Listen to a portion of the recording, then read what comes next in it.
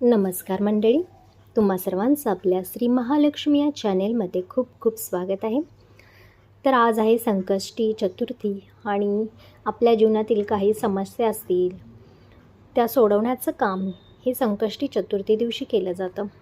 पूजेचे पूर्ण फळ काय आहे, कसं मिळतं, बाप्पाला कसं प्रसन्न करायचं, तर या साऱ्यांची माहिती आपण या व्हिडिओतून आज पाहणार आहोत.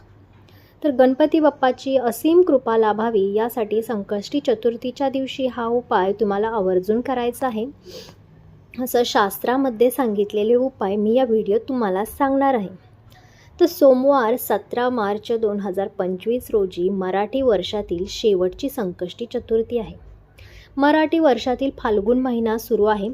अवघ्या काही दिवसांनी या मराठी वर्षातील सांगता होऊन नववर्षाला प्रारंभ होईल.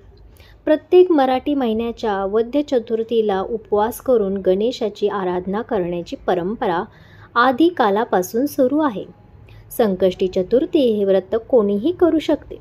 आपली इच्छा पूर्ण करण्यासाठी, लग्न व्हावं म्हणून किंवा आपल्याला योग्य साथीदार भेटावा यासाठी अनेक कारणांसाठी ही संकष्टी चतुर्थीचा उपवास केला जातो, हे व्रत केलं जातं आणि भाविकांना त्याचं पूर्ण फळ हे भेटत असतं. भाविकांची सुद्धा खूप श्रद्धा बाप्पावरती आहे. त्यामुळे दरवर्षी भारतामध्ये प्रत्येक ठिकाणी भाविक गणपती बाप्पांना जात असतात, त्यांची पूजापाठ करत असतात. गणपती बाप्पा हे आपले लाडके आराध्य दैवत आहेत. प्रत्येक संकष्टीला गणेश भक्त आपापल्या परीने आणि पद्धतीने गणपती बाप्पांचं पूजन करत असतात. संकष्टी चतुर्थीला व्रतात पूजन करताना बाप्पाला काही गोष्टी अर्पण करणं अतिशय शुभ आणि फलदायी, पुण्यदायी मानलं गेलेलं आहे असं शास्त्र सांगत असतं. प्रत्येक पूजेमध्ये सुद्धा आपलं प्रथम स्थान हे गणपती बाप्पांचं असतं. प्रथम पूजा ही गणपती बाप्पांची असते. प्रत्येक विघ्न दूर व्हावीत म्हणून आपण पहिल्यांदा गणपती बाप्पांचं स्मरण करत असतो, पूजन करत असतो. प्रथमेश गणपती हा सुखकर्ता आणि दुःखकर्ता आहे. संकटातून मार्ग दाखवणारा आणि अपार कृपा करणारा बाप्पा भाविकांच्या हाकेला धावून जाणार आहे. असे अनेक उदाहरणं आहेत, असे अनेक लोकांचे अनुभव आहेत. असे म्हटले जाते, गणेशाची शाश्वत भक्ती लाभण्यासाठी गणपतीचा उपासक प्रत्येक महिन्यातील संकष्टी चतुर्थीला हे व्रत करायचं आहे. गणेशाचं व्रत केल्याने दुःख, दरिद्रता, पीडा यांचा नाश होत असतो. गणेश व्रतामध्ये संकष्टी चतुर्थीचं व्रत हे सर्वोच्च आणि सर्वश्रेष्ठ मानलं गेलेलं आहे. संकष्टी चतुर्थीच्या निमित्ताने अडीअडचणी, समस्येतून बाहेर पडण्यासाठी गणपती बाप्पांचं नामस्मरण, काही विशेष स्तोत्रांचं पठण, मंत्रांचा जप करणे अतिशय शुभ आणि फलदायी मानलं गेलेलं आहे.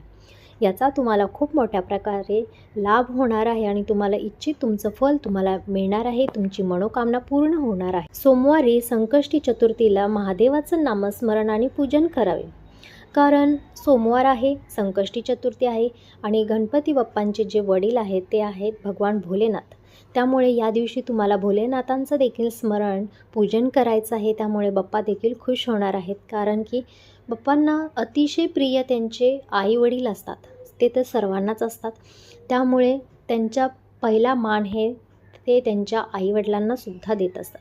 त्यामुळे आपण सोमवार असल्यामुळे त्यांच्या भोलेनाथ शंकर, माता पार्वती यांचं पूजन तुम्हाला करायचं आहे. मराठी महिन्यातील शेवटची फाल्गुन संकष्टी चतुर्थी सोमवारी आली आहे. यामुळे गणपती बाप्पा पूजनासह महादेव शंकराचे आवर्जून तुम्हाला नामस्मरण, पूजन, उपवास करायचा आहे. असं सांगितलं जातं, गणपती बाप्पासह शंकराची अपार कृपा तुम्हाला लाभू शकते, शुभ आशीर्वाद मिळू शकतात असे सांगितले जाते. हा खूप एक दुर्मिळ योगायोग साधून आलेला आहे की या वर्षातील, मराठी वर्षातील शेवटचा सोमवारची ही शेवटची संकष्टी चतुर्थी आहे. त्यामुळे कुठे ना कुठे महादेवाची पूजा देखील करून तुम्ही तुमचं इच्छित फल किंवा तुमचे नवीन वर्ष जे येणारे आहे गुढीपाडव्याचं, त्यानंतर तुम्ही तुमचं आयुष्य हे बदलू शकतं. आणि माता पार्वतीची देखील तुम्हाला पूजा करायची आहे आणि माता पार्वतीचे पुत्र गणेश यांची प्रथम पूजा आपण करायची आहे. कोणत्याही कार्याची सुरुवात करताना आपण गणपतीचं नामस्मरण करत असतो, सर्व श्रुत त्यांचं गात असतो. बाप्पालाही एकच गोष्ट अर्पण तुम्हाला करायची आहे. ती कोणती, तर पुढे बघूया. त्याआधी आपल्या या चॅनेलला सबस्क्राईब केलं नसेल तर सबस्क्राईब करा, व्हिडिओला लाईक करा, सपोर्ट करा आणि असेच नवनवीन व्हिडिओ पाहण्यासाठी आपल्या या चॅनेलवरती हमेशा येत राहा. गणपती बाप्पाला दुर्वा अर्पण करणे हे अतिशय शुभ मानलं गेलेलं आहे. तुमच्याकडं अगदी काहीच नाही, तुम्ही खूप खूप दुःखी आहात, कष्टी आहात, तर मी तुम्हाला हात जोडून विनंती करेल की तुम्ही बाप्पांना बाकी काहीच दिलं नाही तरी चालेल, पण संकष्टी चतुर्थी दिवशी अगदी साधी सोपी दुर्वा जी आपल्याला असते ती कुठेही तुम्हाला भेटू शकते. एखाद्या गार्डनमध्ये गेला, रानात गेला तरी तुम्हाला दुर्वाही भेटू शकते. तिथून तुम्हाला दुर्वा काढायच्या आहेत. 21 दुर्वांची जोडी तुम्हाला घेऊन यायची. एक जोडी असतात, त्याच्यात 21 कांड्या असतात दुर्वा. त्या 21 दुर्वांची एक जरी जोडी तुम्ही गणपती बाप्पांना अर्पण केली आणि तुमची मनोकामना त्यांना हात जोडून सांगितली, तर तुमचं जे काही दुःख आहे, दरिद्रता आहे, त्याचं नक्कीच नाश होणार आहे. त्याचबरोबर गणपती बाप्पांना प्रसन्न करण्यासाठी तुम्ही त्यांच्या जे इच्छित त्यांचं भोजन असतं ते तुम्हाला द्यायचं आहे. लाडू द्यायचे आहेत, नैवेद्यामध्ये मोदक द्यायचं आहे. तुम्हाला या दिवशी जरी लाडू मोदक नाही भेटला, तुमच्या घरात जे काही गोडाचं असेल, अगदी साखर दिली तरी चालेल, पण कृपया या दिवशी तुम्ही गणपती बाप्पांना एक फळ किंवा एक साखर म्हणून नैवेद्य म्हणून तुम्हाला दाखवायचं आहे. त्यांना पाणी दाखवायचं आहे. गणपती बाप्पांना प्रसन्न करण्यासाठी त्यांचे भक्त खूप वेगवेगळ्या पद्धतीने त्यांची पूजा करत असतात. भक्तांना सुखी आणि समृद्ध आणि बुद्धिप्रदान बाप्पा करत असतात. असे सांगितले जाते की धार्मिक पुराणामध्ये गणपतीला बुद्धीची देवता मानलं गेलेलं आहे. खूप बुद्धिवान आहेत असे गणपती बाप्पा आणि त्यांना बुद्धीची देवता आपण मानत असतो. त्यामुळे आपल्या घरातील जे लहान मुलं आहेत त्यांना गणपती बाप्पांचा आशीर्वाद तुम्हाला हा प्रथम घ्यायचा आहे. मुलाला नवीन शाळेत घालत आहात, एक्झामला मुल जात आहे, अजून कुठल्या मोठ्या एक्झामसाठी जात आहे, किंवा तुम्ही नवीन धंद्याची सुरुवात करत आहात, तर गणपती बाप्पांचा तुम्हाला आशीर्वाद हा नक्कीच घ्यायचा आहे. जीवनामध्ये कोणतंही तुम्ही कार्य जे बुद्धीसंबंधित आहे किंवा तुमच्या यशासंबंधित आहे, त्यामध्ये तुम्हाला बाप्पाचं हे आशीर्वाद असेल, तुम्हाला हा नक्कीच मिळवायचा आहे. ज्या पण मुलांच्या डोक्यावरती गणपती बाप्पांचा हात राहतो ना, त्या मुलांच्या जीवनामध्ये कधीच अपयश येत नाही किंवा ते हमेशा यशस्वी होत राहतात. दुर्वा अर्पण केल्याशिवाय गणपती बाप्पांची पूजा ही अपूर्ण मानली गेलेली आहे आणि पूजेचे पुण्यही आपल्याला भेटत नाही अशी मान्यता असल्याचे सांगितले जाते. गणपती पूजनानंतर गणपती बाप्पाला आवडणारे जास्वंदाचे एखादे फूल तुम्हाला व्हायचं आहे. लाडू, मोदक यांचा नैवेद्य तुम्हाला दाखवायचा आहे आणि अशा पद्धतीने गणपती बाप्पांची तुम्हाला पूजापाठ करायची आहे. ज्यांचं लग्न ठरत नाही त्यांनी या दिवशी गणपतीच्या मंदिरात जायचं आहे आणि एक नारळ आणि एक हळकुंड बाप्पांना अर्पण करून तुमची मनोकामना त्यांना मागायची आहे.